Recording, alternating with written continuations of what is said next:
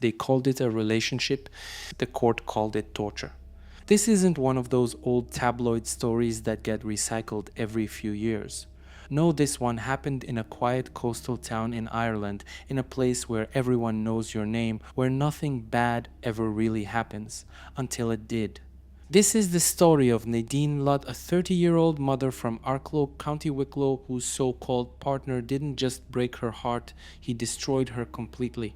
It's the kind of case that still leaves people asking, how do you go from loving someone to turning them into your worst nightmare? A small town, a woman trying to rebuild her life, and a man who couldn't handle being told no.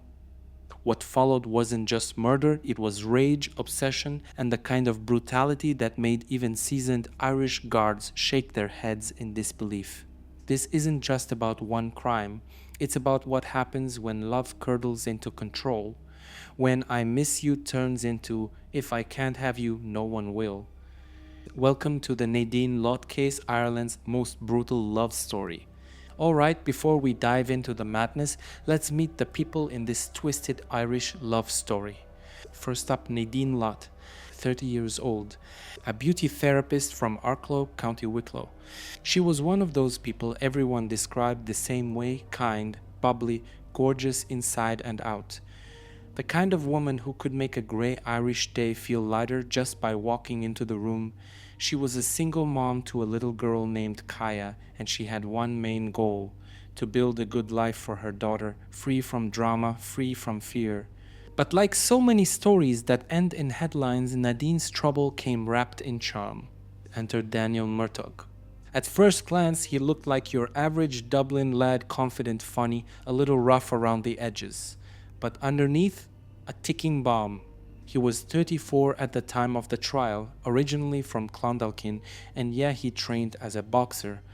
Not a pro, but enough to know how to hurt someone if he wanted to, and apparently he wanted to. They met in Australia, Darwin, to be specific. It's kind of wild, right? You travel halfway across the world thinking you're starting a new life, and instead you meet the person who ends up ending it. They dated, broke up, got back together, one of those, we're toxic but maybe we'll change situations. Everyone's seen it. But Nadine? She was starting to realize that no amount of love fixes a man like Daniel Murtagh. And finally we have Kaya, Nadine's daughter. She was just a little girl when this happened. She's not a character in this story, really she's the heart of it. The person left behind to grow up asking questions no child should have to ask. Around them were a handful of neighbors, real people, not bystanders in a movie. They heard the noise that night, they made the calls, and the guards who responded, they walked into a nightmare that they'd probably never forget. So that's our casts. A young mom trying to move on, an ex who couldn't handle rejection, and a quiet Irish town that would never look at love stories the same way again. So here's where it all starts in Australia, of all places. Yeah, the sunshine, beaches, and the place where so many young Irish people go thinking they'll find themselves. And Nadine, she did what so many do, packed her bags, went to Darwin, started a new life, new job, new experiences. Then she met him, Daniel Murtagh. At first he was charming. You know that kind of guy, funny, talks big, makes you feel like you're the only one in the room. He followed her around, showed her attention, and made her feel wanted. It's that classic start to every "he seemed nice at first" story. They started seeing each other, moved in the same circles, and soon they had a daughter together, Kaya. For a while things looked okay on the surface. Photos with smiles, trips home, family visits, all that fake normality people hold together with duct tape and denial. But behind it, cracks were showing. He was possessive, jealous, controlling. He'd get angry when she tried to go out, question who she was with, twist her words. You know the type, "I'm not controlling, I just care." Yeah, right? They were on and off for years. One week he's promising to change, next week he's threatening her. She wanted out, but breaking up with a man like that isn't simple because to him, love isn't about caring, it's about control. By December 2019, Nadine had finally had enough. She sent him a message that said it all. "Nothing is ever going to happen between us again. I want to make that clear." That's as direct as it gets. No mixed signals, no soft goodbye, just we're done. But Daniel didn't like done. He replied with threats, manipulation, and guilt trips. It was emotional blackmail 101. He played the victim. You're cruel. I can't live without you. All that dramatic nonsense that tries to drag someone back into a toxic loop. But Nadine stood firm. She wanted to move on, focus on her daughter, and rebuild her peace. And here's the part that gets under your skin. Those WhatsApp messages later read out in court, they weren't just texts. They were red flags waving in neon lights. The tone, the desperation, the anger, you could practically hear the storm building. Everyone always says, if you see the red flags, leave. But what people never say is how hard that actually is when you're scared, when you're tired, when you just want to believe the person you loved won't actually hurt you. Nadine tried to walk away. He refused to let her. And in just a few days, that choice, her courage to say no, would lead to one of the most horrifying crimes Ireland has seen in years. It's December 14th, 2019. A cold winter night in Arklow, that quiet seaside town where people leave their doors unlocked and gossip travels faster than the bus to Wicklow. Nadine was at home, her little girl asleep upstairs, Christmas lights in the window, a cozy scene that should have been safe. But while she was winding down, Daniel Murtagh was winding up. Earlier that evening, he'd been trying to reach her. Text messages, missed calls, he even sent, "Please come home soon." You can feel the desperation in it, not romantic but dark, the kind that comes right before something bad. Around 1 in the morning, his calls kept coming. 1:26, 1:57, repeated attempts, no answer. And when she didn't pick up, he snapped. He got in his car, drove from Dublin down to Arklow, over an hour away, and let himself into her apartment. Imagine that level of obsession. A man deciding in the middle of the night to drive all that way just to confront the woman who told him she was done. What happens next is almost too horrific to picture. A neighbor, one of Nadine's closest friends, hears banging, then screaming. At first, she thinks maybe it's a party or someone arguing after a night out. You know how thin the walls are in Irish flats, you hear everything. But this was different. The noise didn't stop, it got worse. Louder.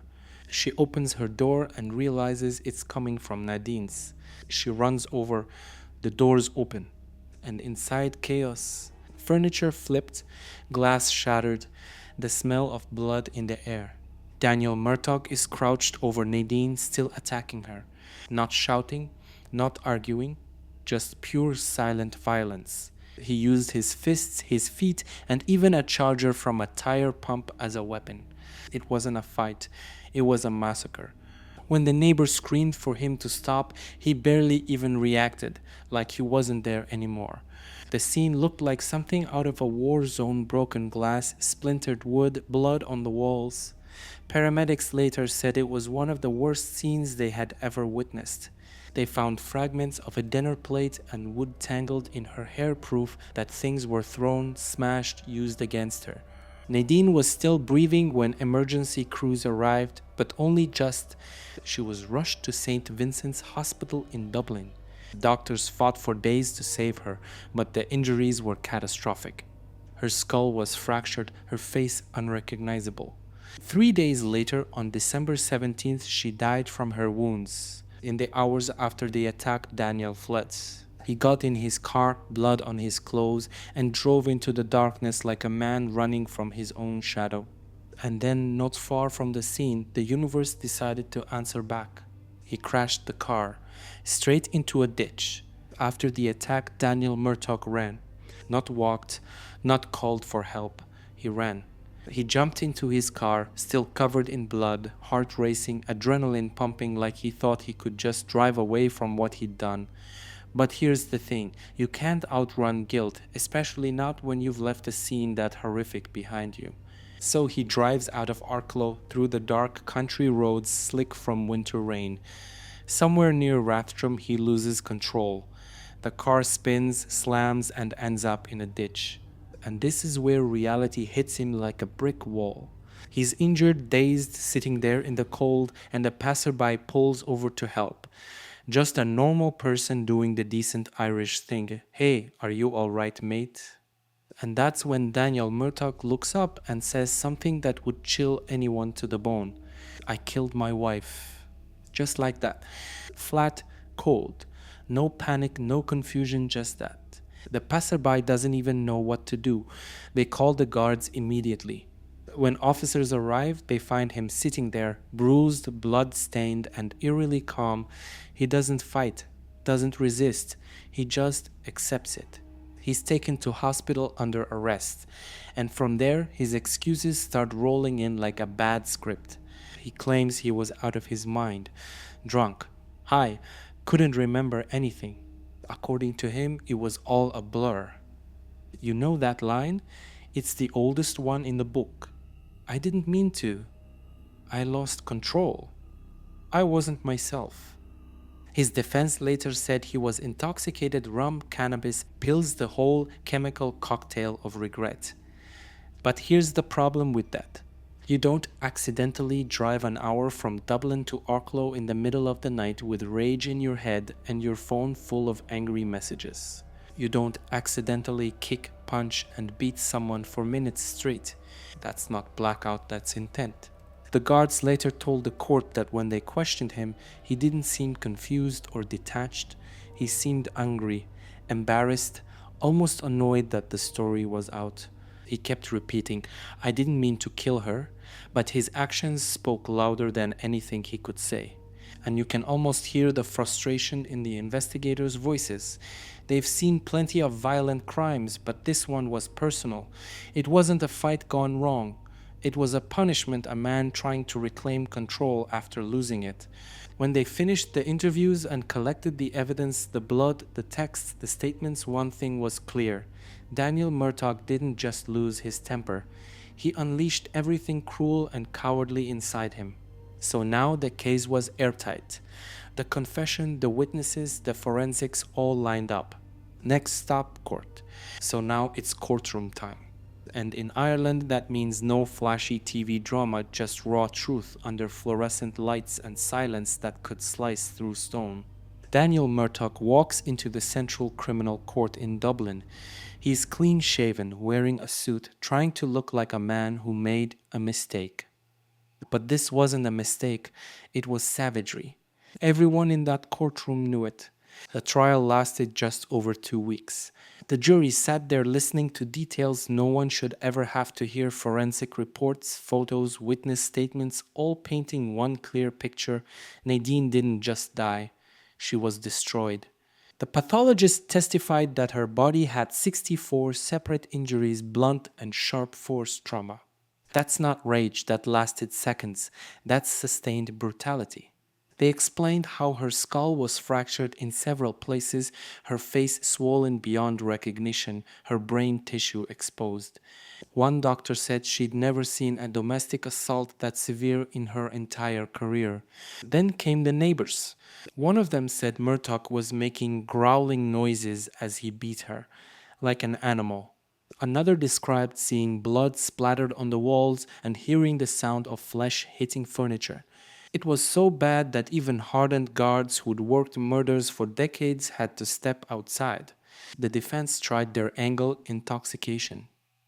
They claimed he was too drunk and high to know what he was doing, that it wasn't murder, it was manslaughter. Basically saying, he was out of it, Your Honor. But the prosecution shut that down fast. They brought out text messages from earlier that night showing he was coherent, angry, and obsessed. They proved he drove an hour, broke in, attacked, and then ran. That's not the act of someone too drunk to think. That's someone with purpose. The jury didn't take long. After nearly 6 hours of deliberation, guilty of murder. Unanimous, no doubt, no sympathy.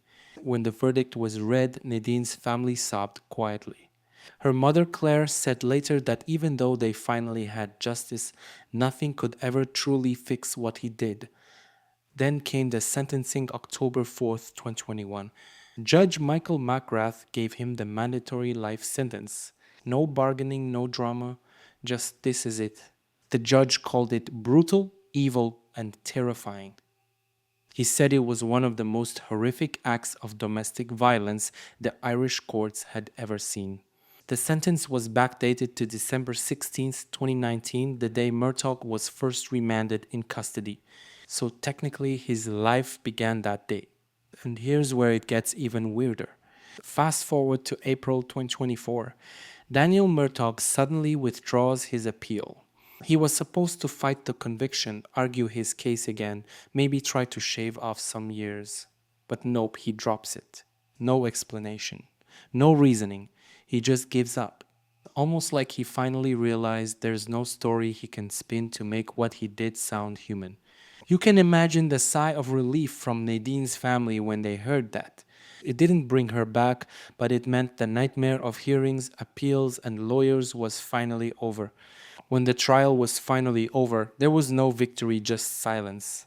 Because no sentence, no verdict, no justice served ever balances out the kind of horror Nadine's family lived through.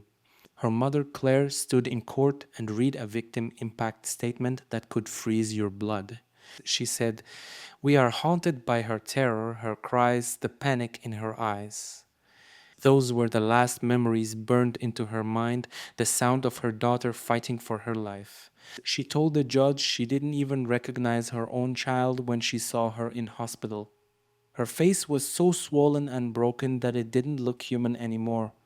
Imagine being a mother and having to say that out loud in a courtroom. The guards, paramedics, and doctors who worked that case said the same thing. It wasn't just another crime scene. It stuck to them. You don't forget something like that. The people of Arklow were shattered. This wasn't a city tragedy hidden by anonymity. It was a small town where everyone had seen Nadine at the shop, picking up her little girl from school, saying hello to neighbors. And then suddenly she became a headline. Her story reignited Ireland's national conversation about domestic violence again. Because every time a woman dies like this, the same question echoes: how many red flags do we need before we actually act? And then came the final twist, one that added insult to injury. Daniel Murtagh had 9 previous convictions, including for violence and abusive behavior. 9. So the system already knew who he was. There were warning signs all over his history, but like so many others, he slipped through the cracks until it was too late. That's the part that really hurts. Nadine's death wasn't unpredictable, it was preventable. And yet here we are. Her daughter Kaya will grow up knowing her mother didn't just die, she was taken by someone who once promised to love her. That's the kind of scar that never fades. In Ireland today, people still mention Nadine's name when they talk about changing laws, tougher sentencing, more protection for women. She became a symbol not by choice, but by tragedy. And here's where the irony bites hardest. The man who claimed he lost control is now sitting in a cell with nothing to control. No more excuses, no more pity, just the silence he earned. He wanted to own her, and now he owns nothing. Nadine, on the other hand, left behind something stronger than he ever had: love. Her family, her friends, her daughter, all still carrying her memory, still speaking her name, still refusing to let her story fade into just another statistic. They called it a relationship. The court called it torture. But for the rest of Ireland, it's a reminder that the most dangerous monsters don't hide in the dark. Sometimes they hold your hand. And that's what makes this Ireland's most brutal love story.